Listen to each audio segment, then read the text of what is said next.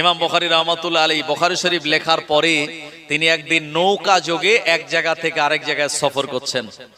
এখন এই সফরটা ছিল তিনি হাদিস শিক্ষা অর্জন করার জন্যই। সফর করতে করতে নৌকার ভিতরে এক লোকের সঙ্গে তানার পরিচয় হলো। লোকটা বলছে, ভাই কোথায় যাবেন? ইমাম বুখারী রাহমাতুল্লাহ আলাইহি তানাকে বললেন, আমি অমুক জায়গায় যাব। এরপরে আরো অনেক গভীরের কথা আলোচনা হচ্ছে। আলোচনা হতে হতে ইমাম বুখারী রাহমাতুল্লাহ আলাইহি তিনি কথায় কথায় বলে ফেলেছেন, আমার এই সফরের জন্য আমার কাছে 1000 দিরহাম আছে। আর ইমাম বুখারী কিন্তু গরিব ছিলেন না, তানার আব্বাজানের একটা বিরাট বড় বাগান ছিল। সেই বাগানের যা তিনি লিজ পেতেন, বাগানের যা ভাড়া পেতেন, ওই ভাড়া দিয়ে তানার সংসার চলতো। এবং হাদিস সংগ্রহ করার জন্য যতদূর তিনি যেতেন, সমস্ত গাড়ি ভাড়াগুলি ওই লিজের টাকা দিয়ে তানার কমপ্লিট হয়ে যেত। লিজ মানে জমি লিজ দেওয়া নয়, কিন্তু ভুল বুঝবেন না, মানে জমিটা তিনি একজনকে দিয়েছিলেন চাষাবাদ করবে, আর বছরে তার অনুযায়ী তিনি ভাড়া দেবেন। এই ভাড়া বাবদ যে টাকা পেতেন, এই টাকাটা তিনি সমস্ত সারা বছরের খরচ চালানোর পরেও অনেক অনেক টাকা অনেক গরিব শায়েখকে তিনি দান করে আসতেন। ইমাম বুখারী রাহমাতুল্লাহ আলাইহি নৌকায় বলে ফেলেছেন, আমার কাছে 1000 দিরহাম আছে। আসলে যার সঙ্গে বলে ফেলেছেন, লোকটা কিন্তু ভালো লোক ছিল না, লোকটা লোভী লোক ছিল। আমরা বাসে ট্রেনে করে যখন যাই, পাশের সিটে যে লোকটা বসে, অনেকক্ষণ যদি যাত্রা হয়, মাঝে মাঝে অনেক কথা আলাপ আলোচনা হয় কি হয় না? এখন হঠাৎ করে যদি আপনার কাছে কত টাকা আছে এটা বলে ফেলেন, তাহলে লোকটা যদি ভালো হয় তো কোনো বিপদ নেই, আর যদি লোকটা সুযোগ সন্ধানী হয় তাহলে আপনার বিপদ আছে। ইমাম বুখারী রাহমাতুল্লাহ আলাইহি তিনি বর্ণনা করেন, ওই লোকটা ছিল সুযোগ সন্ধানী। তৎকালীন জামানায় 1000 দিরহাম মানে অনেক টাকা। ওই লোকটা মনে মনে ফন্দি আটলো, মনে মনে সে চক্রান্ত করলো, ইমাম বুখারীর কাছে থাকা 1000 দিরহাম আমাকে যে কোনো প্রকারে চুরি করে নিতে হবে। ও আমার ভাইজানেরা, পরের দিন থেকে সকাল থেকে ওই লোকটা ইমাম বুখারীর ফলো করা শুরু করলো। হুজুর কখন ঘুমায়, কখন খাওয়া দাওয়া করে, হুজুরের ব্যাগটা কখন আলাদা একটা জায়গায় রেখে দেয়, হুজুর কখন ইস্তেঞ্জায় যায়, সব ব্যাপারে ফলো রাখতে লাগলো। সুযোগ পেয়ে গেলে ব্যাগ হাতরে ওখান থেকে টাকাটা বার করে নেবে।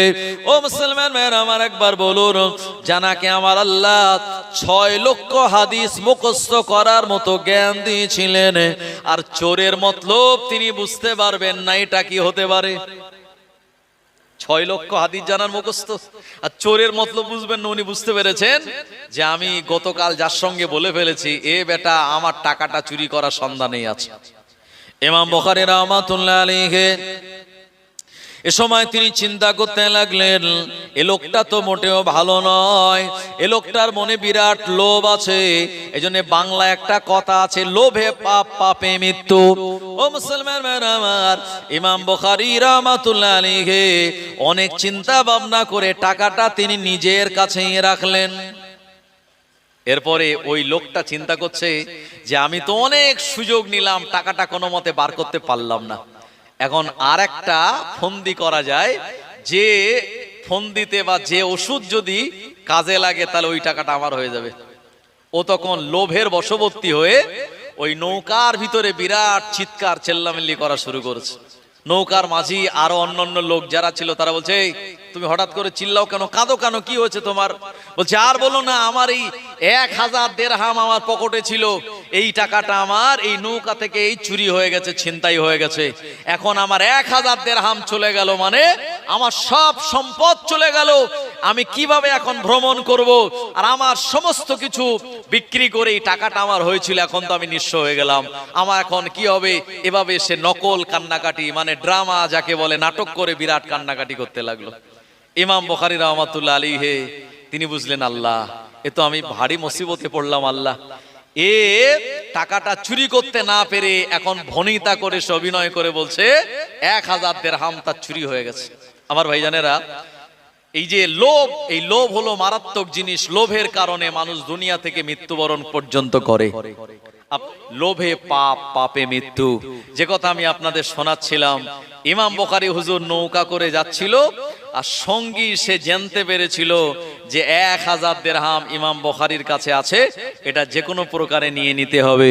তাই সে ছলনা করে বলল, আমার 1000 দিরহাম ছিল, এটা চুরি হয়ে গেছে, তাড়াতাড়ি এই টাকাটা আমার খুঁজে দিতে হবে।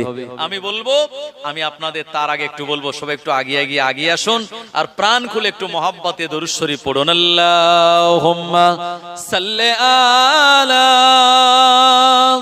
একটু আগে চলে আসুন আমার ভাইজানেরা, যে জায়গাগুলো ফাঁকা আছে এগুলো পূরণ করে নেন। ও আলা আলে সাইয়্যিদিনা,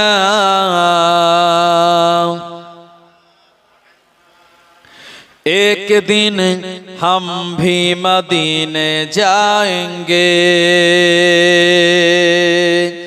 एक दिन हम भी मदीने जाएंगे, मुस्तफा नजर करम फरमाएंगे, मुस्तफा नजर करम फरमाएंगे, या नबी या नबी या नबी या नबी या नबी या नबी, एक दिन हम भी मदीने जाएंगे, मुस्तफा नजर करम फरमाएंगे, मुस्तफा नजर करम फरमाएंगे, या नबी या नबी या नबी या नबी या नबी या नबी।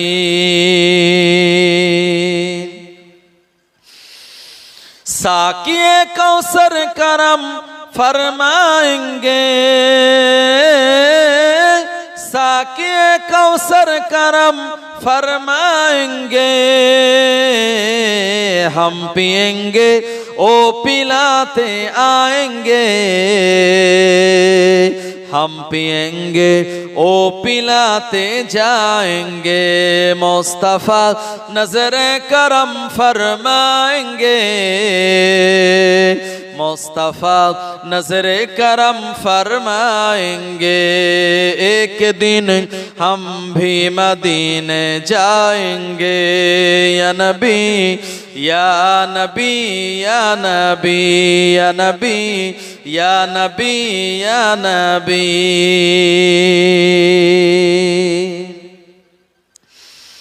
सो रही हूँ बस इस उम्मीद पर, सो रही हूँ बस इस उम्मीद पर, ख्वाबों में जलवा दिखाने आएंगे, ख्वाबों में चेहरे दिखाने आएंगे, मुस्तफा नजर करम फरमाएंगे, मुस्तफा नजर करम फरमाएंगे, एक दिन हम भी मदीने जाएंगे, या नबी या नबी या नबी या नबी या नबी या नबी। अल्लाहुम्मा सल्ले अला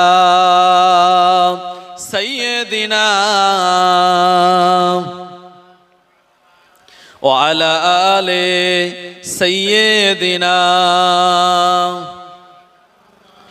ও জওয়ানেরা, যুবকেরা, ইমাম বুখারী রাহমাতুল্লাহ আলাইহি এ সময় তিনি চিন্তা করতে লাগলেন, ও রব্বুল আলামিন আল্লাহ, এই বদমাইশ লোকটা এমন অভিনয় করা শুরু করলো, 1000 দিরহাম তার তো হারিয়ে যায় নাই, আমার কাছে 1000 দিরহাম রয়েছে, এটা পাওয়ার জন্য এমন অভিনয় নাটক সে শুরু করলো।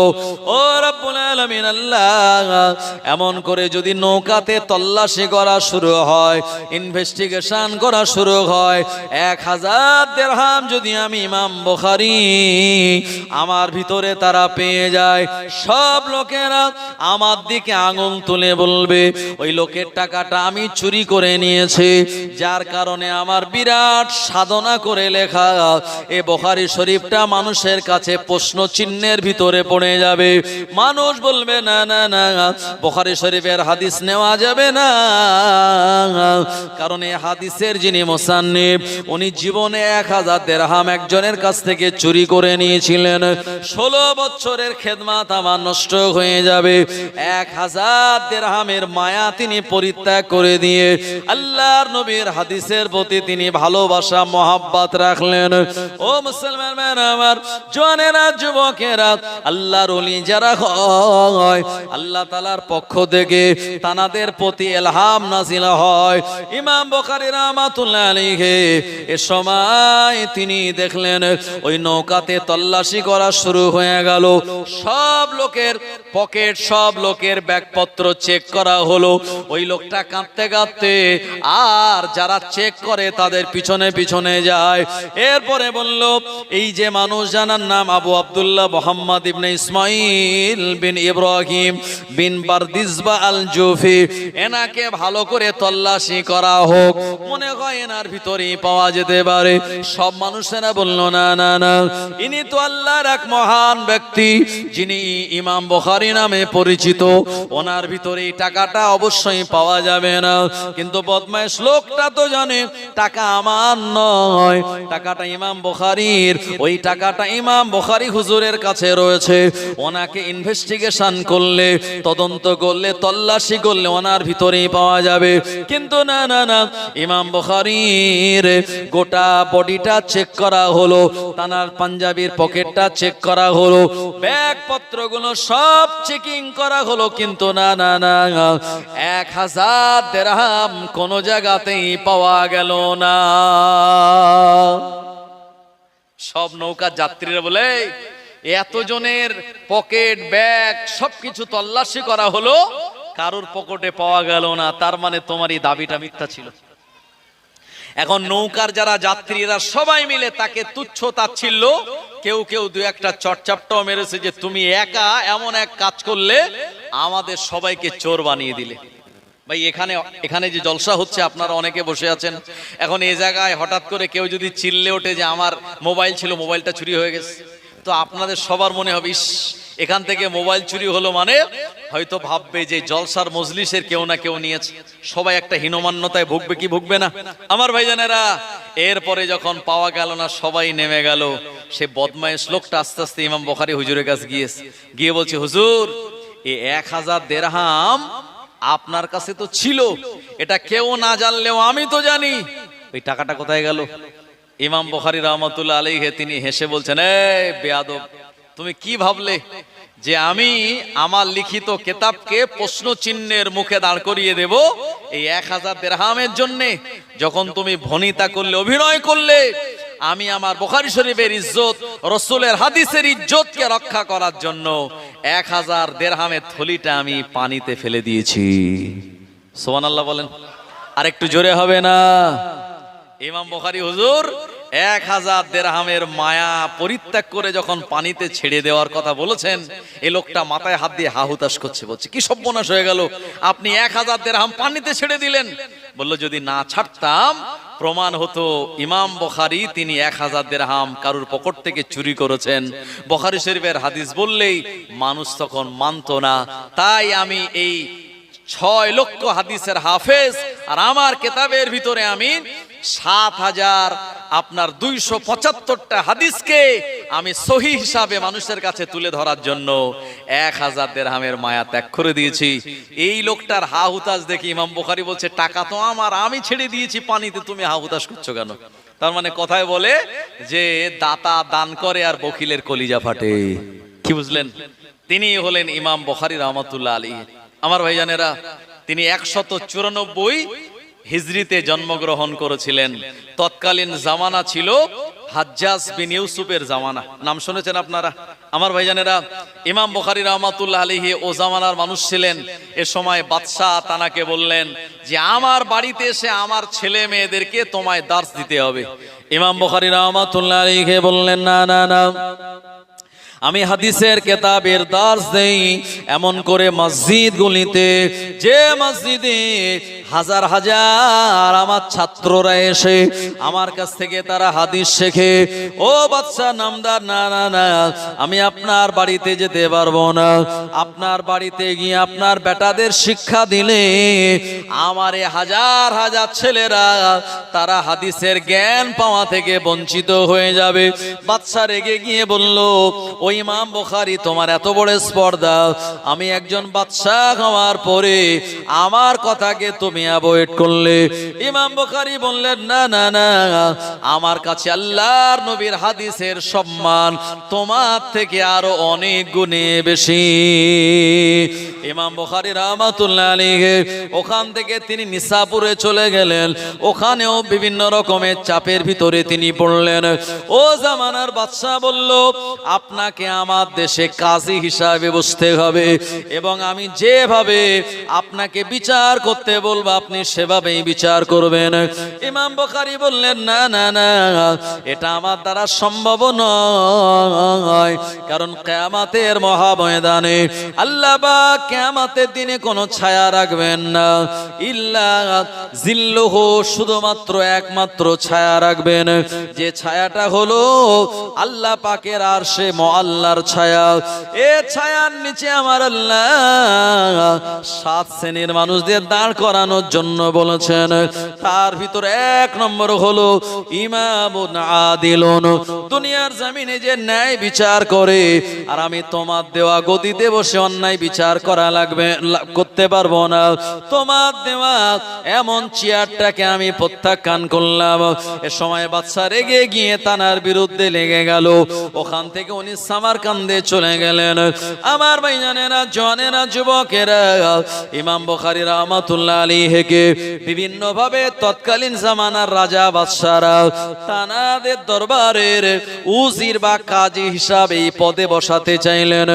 ইমাম বুখারী রাহমাতুল্লাহ আলাইহি যখন তানার বয়সটা হয়ে গেল 62 বছর, মহান আল্লাহ রাব্বুল আলামিনের দরবারে দোয়া করে বললেন, ও রাব্বুল আলামিন আল্লাহ, এ দুনিয়ার জমিনে সব রাজা বাদশাদের কারণে আমার জন্য পৃথিবীটা সংকীর্ণ হয়ে গেল।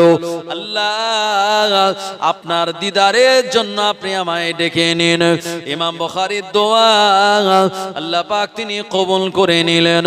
ও মুসলমান ভাইরা আমার, 256 হিজরিতে শাওয়াল মাসের এমন করে পয়লা যেদিন চাঁদ উঠেছে, যে রাতটাকে আমরা আপনার চাঁদ রাত বলি বা ঈদের রাত বলি, ওই চাঁদ রাতে ইমাম বুখারী রাহমাতুল্লাহ আলাইহি 256 হিজরিতে 62 বছর বয়সে দুনিয়ার জমিন থেকে আল্লাহর দিদারের জন্য চলে যান। সবাই বলুন, ইন্না লিল্লাহি ওয়া ইন্না ইলাইহি রাজিউন।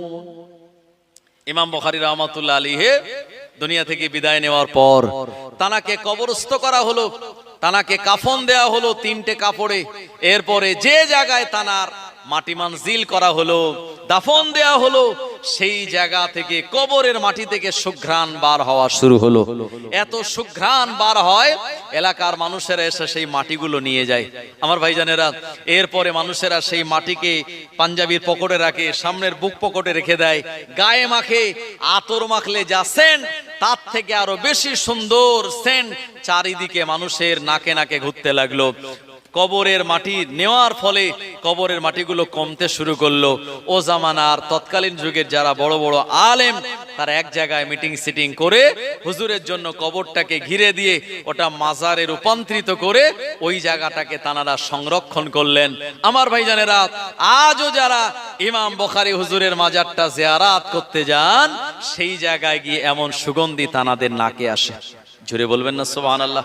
আমার ভাইজানেরা, ফুরফুরা শরীফের মুজাদ্দিদুজ্জামান আলা হযরত দাদা হুজুর রাহমাতুল্লাহ আলাইহি যে জায়গাতে তিনি বসতেন, ওই জায়গাতেই নহুজুর রহমাতুল্লাহ আলাইহি তিনি বসতেন, আর ওই জায়গাতেই নহুজুরের পরে বাকিবিল্লাহ হুজুর রহমাতুল্লাহ আলাইহি তিনি বসতেন। আমার ভাইজানেরা, এটা ছিল একটা খড়ের ছাউনি আর একটা মাটির দালান। আমার ভাইজানেরা, জীবনীর ভিতরে লেখা আছে মুজাদ্দিদুজ জামান যেখানে বসতেন নহুজুর রহমাতুল্লাহ আলাইহি, ওই জায়গাতে তিনি বসতেন। এরপরে ওই জায়গার সুগন্ধি এত ব্যাপকভাবে বার হয়েছিল কবে, সেটা হলো একটা সময় মুজাদ্দিদুজ জামান যেখানে বসতেন সেই জায়গাটাকে, দলুসটাকে ভেঙে একটু ভালো করে মডিফাই করার চেষ্টা করা হলো। যখন মাটির দালান ভেঙে ওটাকে কংক্রিটের বানানো হবে, এই মাটি যখন খোঁড়া হচ্ছে সেখান থেকে ভুরভুর করে সুগন্ধি চারিদিকে আকাশ বাতাসে ফুরফুরা শরীফে ছেয়ে গেল। জোরে বলুন সুবহানাল্লাহ। ওই জায়গাটা আবার পুনরায় ভালো করে মাটি দিয়ে ওখানে পরিপূর্ণ করে দেয়া হলো। আমার ভাইজানেরা, তো আল্লাহর ওলি যারা হয়, আল্লাহর নেক বান্দা যারা হয়, তাদেরকে আমার আল্লাহ এরকম নিদর্শন দুনিয়ার জমিনে দেখিয়ে দেন, যেটা মুজাদ্দিদুজ জামানের ক্ষেত্রে কিন্তু ব্যতিক্রম হয় নাই। আমার ভাইজানেরা, আজকে দুঃখের সঙ্গে আমি আপনাদের বলতে চাই, এই জামানাটা হলো আখিরি জামানা। প্রিয় নবী বলেছেন, আখিরি জামানায় তোমরা দেখতে পাবে ইয়াকুনু ফি আখিরি জামানি ইয়াতুনাকুম, এমন কিছু জিনিস তোমরা দেখতে পাবে আখিরি জামানায় যে বিমা লাম তাসমাউ ওয়া আনতুম আলা আবাইকুম, এমন নতুন নতুন কথা তোমরা শুনতে পাবে যে কথাগুলি তোমাদের বাপদাদা কেউ শোনেনি, এমন নতুন নতুন কথা তোমরা শুনতে পাবে।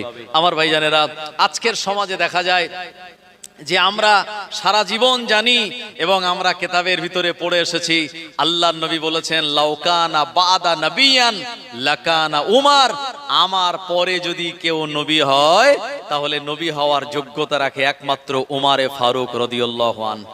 জোরে বলবেন না সুবহানাল্লাহ।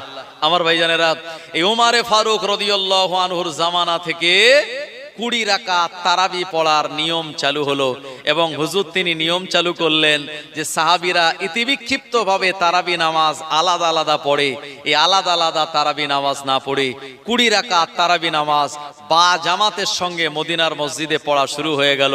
এবং উমারে ফারুক রাদিয়াল্লাহু আনহু তিনি নিজে এই তারাবি নামাজের ইমাম ছিলেন। দীর্ঘ আপনার দশক ধরে, হাজার হাজার বছর ধরে এই তারাবি নামাজ আমরা 20 রাকাত পড়ে আসছি।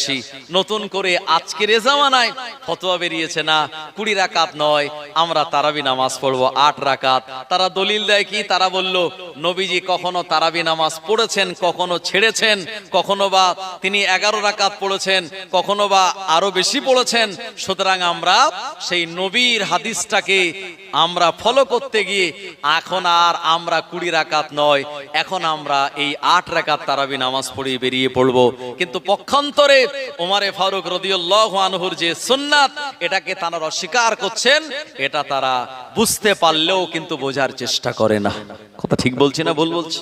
আমার ভাইজানেরা, ও জওয়ানেরা, যুবকেরা, নবীর উম্মতেরা, ইমাম বুখারী রাহমাতুল্লাহ আলাইহি লিখিত কিতাব, যে কিতাবের নাম আমি আপনাদেরকে শোনালাম, আল জামিউস সাহিহুল মুসনাদুল মুখতাসার মিন উমুরি রাসূলিল্লাহ সাল্লাল্লাহু আলাইহি ওয়াসাল্লাম ওয়া সুনানিহি ওয়া আইয়ামিহি, আল্লাহর নবীর একেবারে সহিহ হাদিসগুলিতে বর্ণনা করা হয়েছে। ইমাম বুখারী রাহমাতুল্লাহ আলাইহি প্রথম যে বাব এনেছেন, বাবের নাম হলো কিতাবুল ঈমান। এই কিতাবুল ঈমান নামক বাবের ভিতরে হাদিস বর্ণিত হয়েছে আল্লাহর নবী সাল্লাল্লাহু আলাইহি ওয়াসাল্লামের দরবারে এমন করে আল্লাহর হাবিবের সাহাবে কেরামগণেরা গোল হয়ে বসে আছেন। আল্লাহর নবী অনেক কথাবার্তা তিনি আলোচনা করেন। এমন সময় দেখা যায় প্রিয় নবীর দরবারে সাদা ধবধবে কাপড় পরিহিত অবস্থায় এবং জানার মাথার চুল এবং দাড়ি চুলটা কুচকুচে কালো, এবং যার ভিতরে সফরের কোনো চিহ্ন নাই। আল্লাহ নবী সাহাবীরা তানাকে কেউ চেনে না, এই রকম একজন আগন্তুক ব্যক্তি চলে আসলো।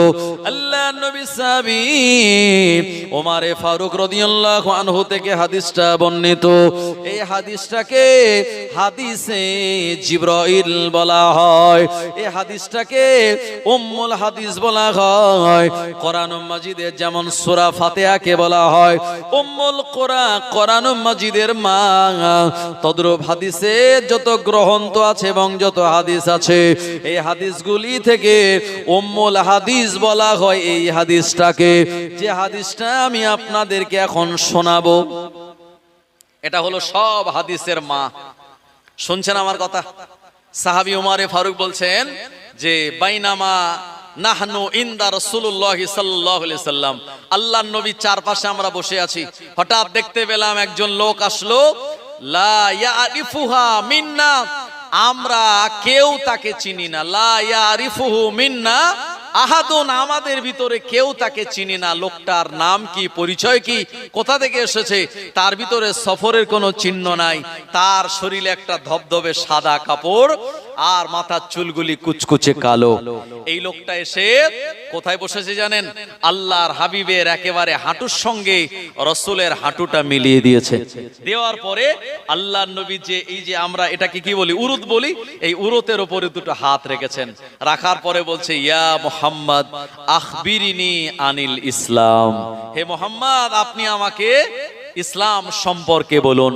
ওমরে ফারুক রাদিয়াল্লাহু আনহু বলছেন, আমরা অবাক হয়ে যাচ্ছি যে কয়েকদিন আগে কোরআন মাজিদের আয়াত নাজিল হয়েছে, ইয়া আইয়ুহাল্লাযীনা আমানু লা তারফাউ আসওয়াতাকুম ফাওকা সাওতিন নবী ওয়া লা তাজহারু লাহু বিল কওলি কাজহারি বাদিকুম লিবাদিন আতাহাবাতা আমালুকুম ওয়া আনতুম লা তাশউরুন। আমার আল্লাহ রাব্বুল আলামিন কোরআন মাজিদের আয়াত নাযিল করে দিয়ে বলে দিলেন, হে বিশ্বাসী ইমানদারেরা, তোমাদের গলার আওয়াজ যেন আমার নবীর গলার আওয়াজের থেকে উঁচু না হয়। যেমন ভাবে তোমরা একে অপরে নিজেরা নিজেদের মধ্যে কথা বলো, ওই রকম ভাবে যদি কথা বলে আমার নবীর আওয়াজের থেকে তোমাদের গলার আওয়াজ উঁচু হয়ে যায়, আনতাহাবাতা আমালুকুম, তাহলে তোমাদের আমালগুলি ধ্বংস হয়ে যাবে। কেমন করে ধ্বংস হবে? ও আনতুম লা তাশউরুন, এ ব্যাপারে তোমরা কিছুই বুঝতে পারবে না। ওমরে ফারুক বলেন, কয়েকদিন আগে আয়াত নাজিল হলো, আমরা বেয়াদবি হওয়ার ভয়ে নবীর কাছে প্রশ্ন করতে পারি না, অথচ প্রিয় নবীর হাঁটুর সঙ্গে হাঁটু মিলিয়ে দিয়ে আল্লাহ নবীর উরুতে হাত রেখে বলছে, ইয়া মুহাম্মদ, দুরূদ শরীফ আল্লাহুম্মা। আমার ভাইজানেরা, যে জায়গাটা আছে ফাঁকা, এটা দিতে হবে ঢাকা, না হলে ইবলিস শয়তান আমাদের দেবে ধোকা, আমরা বনে যাব বোকা। একটু মাঝখানে যে ফাঁকা জায়গা আছে, এটা পূরণ করে একটু আগে এগিয়ে চলে আসুন। আমার ভাইজানের একটু আগে এগিয়ে চলে আসুন, একটু সবাই আগে আগে চলে আসুন, একটু মহাব্বতে দরুদ শরীফ আল্লাহুম্মা। আসেন আসেন, একটু আগে আগে আসেন। আমার চাচাজিরা, মুরব্বীরা, সোনার ভাইয়ের একটু আগে আগে আসেন। আমার ভাইজানেরা আসেন, একটু আগে আগে আসেন। मौलाना मोहम्मद तारीफ मोहम्मद हम लिखे लिखे के सुनाएंगे, हम खत्म नबूवत पे जा अपने लुटाएंगे। तारीफ मोहम्मद हम लिखे लिखे के सुनाएंगे, हम खत्म नबूवत पे जा अपने लुटाएंगे। झुकना भी नहीं आता, बिकना भी नहीं आता, हम जान लुटाएंगे, डरना भी नहीं आता। आका की मोहब्बत में हम सर को कटाएंगे, हम खत्म नबूवत पे जा अपने लुटाएंगे। तारीफ मोहम्मद हम लिखे लिखे के सुनाएंगे, हम खत्म नबूवत पे जा अपने लुटाएंगे। दोहराएंगे हम फिर से तारीफ अमामा की, इश्क नबी है क्या बतलाएंगे दुनिया को। जज्बाए ईमानी हम दुनिया को दिखाएंगे, हम खत्म नबूवत पे जा अपने लुटाएंगे। तारीफ मोहम्मद हम लिखे लिखे के सुनाएंगे, हम खत्म नबूवत पे जा अपने लुटा बुलाएंगे। ओ मेरे नबी पक है जो दिल में बसे मेरे, दिल चीर के दिखा देंगे नाम नबी का है। জোরে হবে না সুবহানাল্লাহ? আর একটু জোরে হবে না?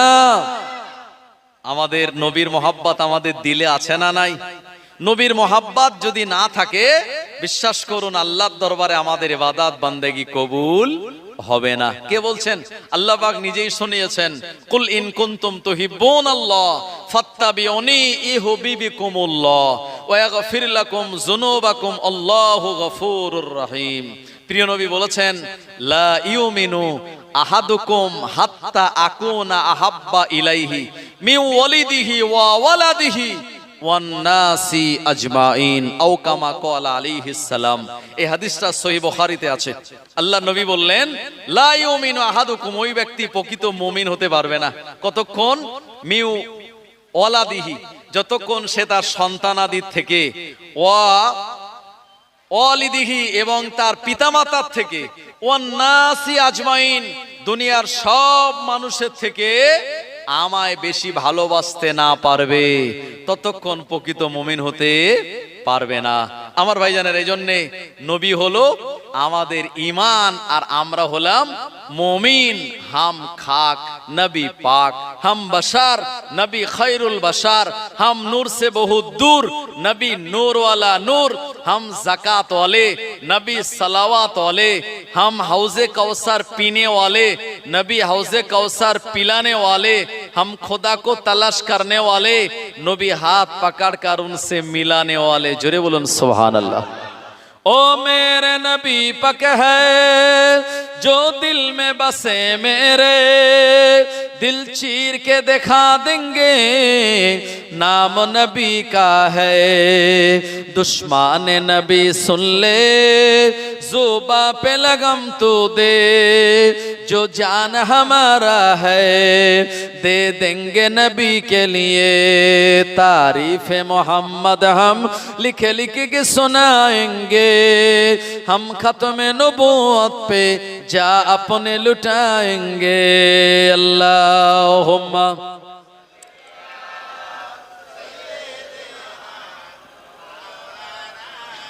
ওয়ালা আলে সাইয়্যিদিনা। ও নবীর উম্মতেরা, সাহাবী ওমর ফারুক বলেন, আল্লাহ নবীকে বললেন, আখবিরিনি আনিল ইসলাম, আপনি আমাকে ইসলাম সম্পর্কে বলুন। আল্লাহ নবী বললেন, ইসলাম হলো আনতা শাহাদা আল্লাহ ইলাহা ইল্লাল্লাহ, সাক্ষ্য দেওয়া আল্লাহ ছাড়া কোনো মাবুদ নাই, এমন করে ওয়াকিমুস সালাত, নামাজ কায়েম করা, ওয়া ইতাইজ যাকাত, যাকাত প্রদান করা, এবং হজ আদায় করা। আমার ভাইজানেরা, এমন করে ইসলামের সংজ্ঞা যখন দিয়ে দিলেন, প্রিয় নবী বলার সঙ্গে সঙ্গে ওই লোকটা বলল, ও মুহাম্মদ ক্বালা সাদাকতা, আপনি সত্য বলেছেন। ওমরে ফারুক রাদিয়াল্লাহু আনহু বলেন, আমরা বড় অবাক হয়ে গেলাম। এই লোকটা অজ্ঞের মতো প্রশ্ন করে, আবার বিজ্ঞের মতো তার জবাব দেয়। আল্লাহর নবীকে বলা হলো, ইয়া মুহাম্মদ আখবিরনি আনিল ঈমান, ও মুহাম্মদ আপনি আমাদের ঈমান সম্পর্কে বলুন। আল্লাহর নবী বলেন, ঈমান হলো আমানতু বিল্লাহ, আল্লাহর উপরে বিশ্বাস স্থাপন করা, ফেরেশতাদের উপরে বিশ্বাস স্থাপন করা, এমন করে অকুতুবিহি, আসমানি কিতাবের উপরে বিশ্বাস স্থাপন করা, আখিরাতের দিনের প্রতি বিশ্বাস স্থাপন করা, আর কিয়ামতের মহাময়দানে আল্লাহ পাক আমাদের তুলবেন এবং মিজানে দাঁড়িপাল্লায় আমাদের নেকি আর গুনাহগুলি ওজন করা হবে। এগুলির উপরে বিশ্বাস করার নামই হলো ঈমান। এ মানুষটা বলল, ক্বালা সাদাকতা, ও নবী আপনি সত্য বলেছেন। ওমরে ফারুক রাদিয়াল্লাহু আনহু বললেন, আমরা আরো অবাক হয়ে গেলাম। লোকটা জানার জন্য প্রশ্ন করে আল্লাহ নবী যখন জবাব দিলেন, ওই মানুষটা বলছে আপনি যা বলেছেন সত্য বলেছেন। তৃতীয় নম্বরে আমাদের নবীকে জিজ্ঞাসা করলো, আখবিরিনি আনিল ইহসান, ও নবী আপনি আমায় ইহসান সম্পর্কে বলুন। আল্লাহ নবী বলেন, ইহসান হলো আনতা বুদাল্লাহা কান্নাকা তারাহু ফাইন লাম তাকুন তারাহু ফাইন্নাহু ইয়ারাক। ইহসান হলো এটা, ইহসান হলো এটা, বান্দা বান্দি যখন নামাজে দাঁড়াবে ওই বান্দা বান্দি মনে করবে আমি আমার আল্লাহ পাককে দেখতে পাচ্ছি, কিন্তু না না না, এ দুনিয়ার জমিন থেকে আমার আল্লাহকে দেখা বান্দা বান্দির জন্য সম্ভব নয়। ওই বান্দা বান্দি তখন মনে করবে আমার আল্লাহ তিনি আমায় দেখছেন, এটা মনে করে নামাজ পড়ার নামই হলো ইহসান। ওই ব্যক্তিটা বলল, কলা সাদাকতা।